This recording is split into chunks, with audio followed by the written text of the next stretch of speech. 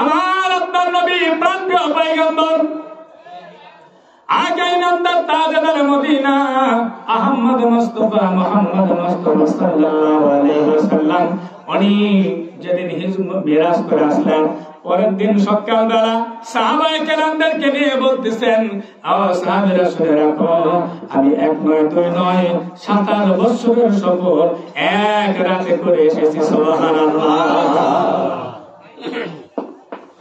সাহাবীরা শুনে আলহামদুলিল্লাহ, মাশাআল্লাহ, সুবহানাল্লাহ। কিন্তু মুসলমান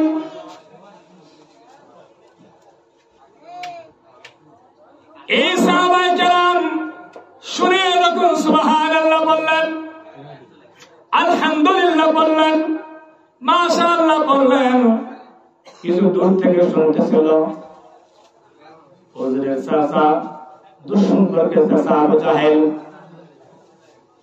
আবু জাহেল চিন্তা করলো, আমার ভাতিজা মুহাম্মদ সাল্লাল্লাহু আলাইহি ওয়াসাল্লামের প্রাণপ্রিয় সাহাবী হলো আবু বকর।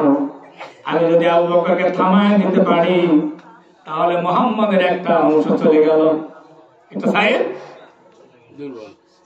কারণ কি, এক রাতে নাকি 27 বছরের সফর করেছে, এটা হতে পারে? কি বলেন আপনারা? পারে কি পারে না? জোরে বলেন। মাশাআল্লাহ। আবু জাহেল দিছে তো, কারণ আবু বকরকে থামাবে। হাজিরিন, আবু বকর সিদ্দিক রাদিয়াল্লাহু তাআলা আল্লাহর নবী সাল্লাল্লাহু আলাইহি ওয়াসাল্লামের দরবারের দিকে হান্না হারা হয়ে পাগলের মতো বেশে দ্রুত গতিতে ছুটে চলছে। এমন সময় আবু জাহেল রাস্তার মাঝখানে দেখে বলছে, আবু বকর দাঁড়াও। বলে, কি হয়েছে? কোথায় যাও? মুহাম্মদের দরবারে।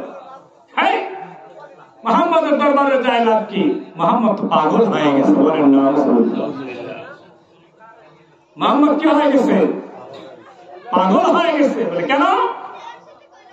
তুমি শুনছো মুহাম্মদ সাল্লাল্লাহু আলাইহি সাল্লাম আমার ভাতিজা নাকি এক রাতের মধ্যে, গত রাতের মধ্যে নাকি 27 বছরের সফর করে আসছে।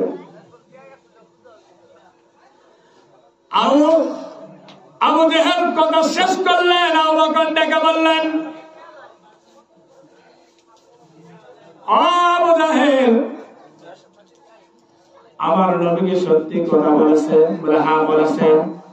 আমার নবী যদি সত্যি কথা বলে থাকে তাহলে শুনে রাখেন, আমার নবী কোনো মিথ্যা বলেনি, যা বলেছে সত্যি বলেছে। সুবহানাল্লাহ।